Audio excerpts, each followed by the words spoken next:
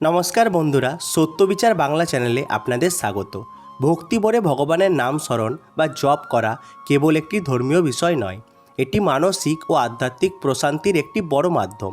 হিন্দু শাস্ত্র ও আধ্যাত্মিক দৃষ্টিকোণ থেকে ভগবানের নাম করার বিশেষ কিছু সুফলের কথা বলা হয়েছে।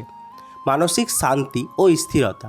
ভগবানের নাম করলে মনের অস্থিরতা কমে। এটি এক ধরনের মেডিটেশন বা ধ্যানের মতো কাজ করে, যা মস্তিষ্ককে শান্ত রাখে এবং দুশ্চিন্তা থেকে মুক্তি দেয়। পজিটিভ এনার্জি বা ইতিবাচকতা।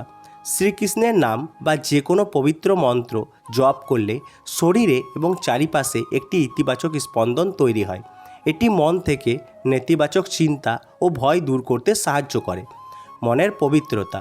শ্রীমদ্ ভগবদ্গীতায় বলা হয়েছে যে নিয়মিত ভগবানের নাম স্মরণে মানুষের অন্তরাত্মা শুদ্ধ হয়। এটি কাম, ক্রোধ এবং লোভের মতো রিপুগুলিকে নিয়ন্ত্রণে আনতে সাহায্য করে এবং মানুষকে সৎ পথে চলতে অনুপ্রাণিত করে। একাগ্রতা বৃদ্ধি।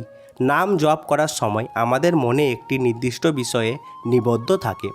এর ফলে মনোযোগ দেওয়ার ক্ষমতা বৃদ্ধি পায়, যা দৈনন্দিন কাজ বা পড়াশোনার ক্ষেত্রে সহায়ক। অহংকারের মুক্তি।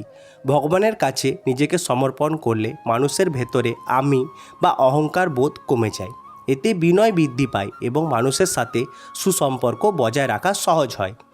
আধ্যাত্মিক উন্নতি। শাস্ত্র মতে কলিযুগে ভগবানের নাম সংকীর্তনই হল পরম গতি। এটি ঈশ্বর ভক্তি জাগ্রত করে এবং জীবনের প্রকৃত উদ্দেশ্য বুঝতে সাহায্য করে।